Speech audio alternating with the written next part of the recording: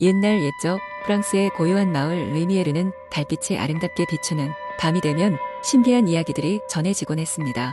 이곳은 수백 년에 걸쳐 전해 내려오는 전설과 마법으로 가득한 곳이었습니다. 어느 날 밤 마을의 어린 소년 앙리는 달빛 아래에서 신비한 존재를 만나게 됩니다. 그는 크고 푸른 옷을 입고 은빛 지팡이를 든 백발의 마법사였습니다. 앙리는 마법사의 존재에 매료되었고 그와 함께 마법의 세계로 여행을 떠나는 모험을 시작하게 됩니다. 마법사는 앙리에게 아주 오래된 마법사와 함께 마법을 배우는 법을 가르쳐 주었습니다. 앙리는 밤마다 마법사와 함께 하늘을 날며 달빛 아래 펼쳐지는 아름답고 신비로운 세계를 경험했습니다. 그들의 이야기는 마을 사람들에게 알려지며 전설로 자리 잡게 되었습니다. 앙리는 마법의 세계에서 자연의 모든 것들과 대화할 수 있게 되었고 동물들과 자연의 언어를 배웠습니다. 또한 불가능을 가능으로 만드는 여러 가지 마법을 배웠습니다. 마법사는 앙리에게 항상 강조했습니다. 마법은 마음의 따뜻함과 사랑이 있어야만 그 진정한 힘을 발휘한단다.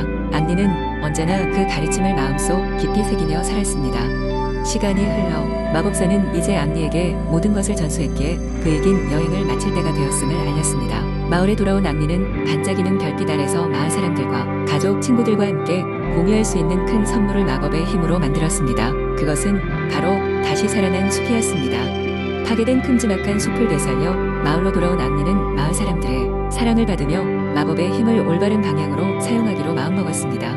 앙리는 마을의 새로운 전설이 되었고 그의 이야기는 세대를 지나 끊임없이 전해졌습니다. 사람들은 매달 보름달이 뜰 때면 달빛 아래에 모여서 앙리의 전설을 이야기하며 그 신비한 밤의 매력을 껴안았습니다. 앙리의 이야기와 그가 보여준 사랑과 용기의 마법은 누구나 의심 없이 믿는 진정한 기적으로 남았으며 르미에르 마을은 새롭게 변해갔습니다. 르미에르 사람들은 지금도 매년 축제를 열어 달의 빛 아래서 행복한 시간을 나누며 앙리와 푸른 달빛의 마법사를 기억합니다. 그 이야기의 매력은 언제나 변함없이 그 자리에 있었습니다. 두 번째 이야기. 오랜 옛날 프랑스의 한적한 시골 마을에는 마법의 숲으로 알려진 신비로운 장소가 있었습니다. 이 숲은 누구도 함부로 들어가지 못할 만큼 깊고 신비로웠습니다. 전설에 따르면 이 숲에는 대단한 마법사들이 살며 그들만의 평화로운 세계를 이루고 있다고 했습니다. 실제로 숲 근처를 지나는 사람들은 영롱한 빛과 함께 어딘가 모르게 들려오는 아름다운 멜로디에 감탄하곤 했습니다. 마을에는 에밀리라는 이름의 작은 소녀가 살고 있었습니다. 에밀리는 마법과 모험을 사랑하는 꿈 많은 아이였죠. 그녀는 할아버지로부터 전해 들은 마법의 숲 이야기를 너무 좋아해서 늘 혼자서라도 한번 가보고 싶다는 생각을 했습니다. 어느 날 에밀리는 속 깊이 감춰둔 용기를 모아 숲으로 들어가기로 결심했습니다. 해가 뜨기 전 에밀리는 가슴에 두근거림을 안고 집을 나섰습니다. 숲으로 가는 길은 경치가 아름답고 다채로운 새들의 노래는 그녀의 길을 즐겁게 했습니다. 드디어 숲의 경계에 도착했을 때 에밀리는 마음속에서 우러나오는 두려움과 설렘을 느꼈습니다. 숲에 들어서자마자 상상치 못할 만큼 풍부한 색채와 향기로 가득한 세계가 펼쳐졌습니다. 허공에는 마법처럼 반짝이는 빛들이 춤추고 있었고 길가에는 말할 수 없는 아름다움을 가진 꽃들이 넘실거렸습니다. 에밀리는 눌린 감정을 풀어놓고 더욱 깊숙이 숲속으로 발걸음을 내디뎠습니다. 얼마 지나지 않아 에밀리는 신비로운 생명체들을 만나기 시작했습니다. 그녀는 호기심 가득한 눈으로 귀여운 날개를 가진 작은 요정 무리를 만났습니다. 요정들은 에밀리의 갑작스러운 방문에 놀라면서도 금세 친절하게 맞이해 주었습니다. 그들은 에밀리에게 마법의 잎을 건네며 잎은 위기에 빠졌을 때 항상 그녀를 보호해 줄 것이라고 설명했습니다. 에밀리는 요정들에게 감사의 인사를 한 후 숲의 깊은 곳으로 이어지는 길을 따라갔습니다. 그리고는 마침내 마법의 탑이라 불리는 신비로운 구조물에 도착했습니다. 이곳은 전설의 마법사들이 모인다던 장소로 그녀는 할아버지의 이야기를 통해 이미 익히 알고 있는 곳이었습니다. 탑에 도착한 에밀리는 커다란 문 앞에서 잠시 숨을 고르고 안으로 들어갔습니다. 내부는 예상대로 황홀했습니다. 벽과 천장은 별빛으로 반짝였고 바닥은 마치 거울처럼 그녀의 모습을 담아냈습니다. 그리고는 중앙 홀에서 마법사들이 둥글게 모여 앉아 마법의 에너지를 나누고 있었습니다. 그들은 에밀리의 방문에 놀라면서도 미소를 지으며 환영해 주었습니다. 마법사들은 에밀리를 그들의 특별한 모험에 초대했습니다. 그들과 함께 에밀리는 다양한 마법을 경험하고 미지의 세계를 탐험하며 자신만의 특별한 능력을 발견하게 되었습니다. 어둠의 악마들과의 전투도 있었고 마법의 우정을 쌓아가는 소중한 시간도 가졌습니다. 이렇게 에밀리는 마법의 숲에서 보내는 시간 동안 많은 것을 배웠으며 그녀의 마음속에는 언제나 광대한 꿈과 모험의 이야기가 자리 잡게 되었습니다. 어느 무더운 여름날 긴 모험을 마치고 마을로 돌아온 에밀리는 마법의 숲에서 있었던 이야기들을 언제나 되새기며 웃음을 지었습니다. 그리고 시간이 지나면서 그녀는 마법의 사례를 마을 아이들에게 전해주며 또 다른 신비로운 이야기가 시작되기를 바랐습니다. 에밀리의 이야기는 이렇게 세대를 거듭하며 전해져 내렸고 마법의 숲은 언제까지나 전설 속에 살아 숨쉬고 있었습니다. 세 번째 이야기. 옛날 옛적 프랑스의 한 작은 마을에는 아름다운 숲이 있었습니다. 그 숲은 마법의 숲이라고 불리며 그 안에는 신비로운 존재들이 살고 있다는 소문이 돌았습니다.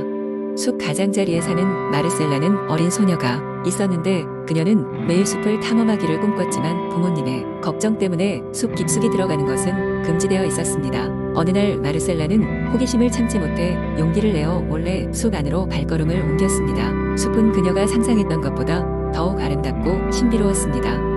나무 사이로 비치는 햇살은 금빛으로 빛났고 새들의 노랫소리는 마치 천상의 음악 같았습니다.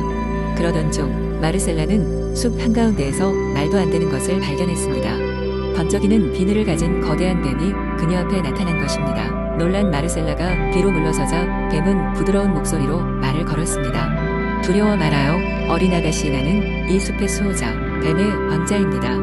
마르셀라는 깜짝 놀라며 되물었습니다. 뱀이 말을 하다니 정말로 왕자님이신가요? 뱀의 왕자는 고개를 끄덕이며 이야기하기 시작했습니다. 오래전 그는 인간 왕자였으나 사악한 마녀의 저주를 받아 뱀으로 변했다고 했습니다.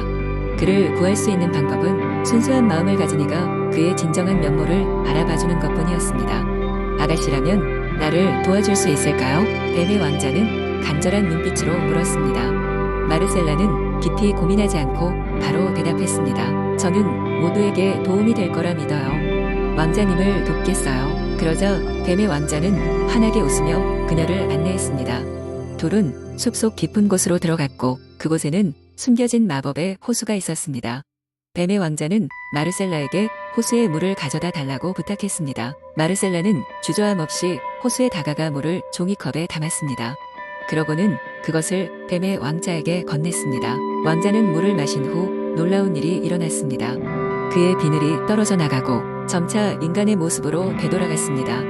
마르셀라 앞에 아름다운 청년이 서 있었던 것입니다. 고마워요, 아가씨. 당신의 선량한 마음 덕분에 이 저주에서 풀려날 수 있었어요.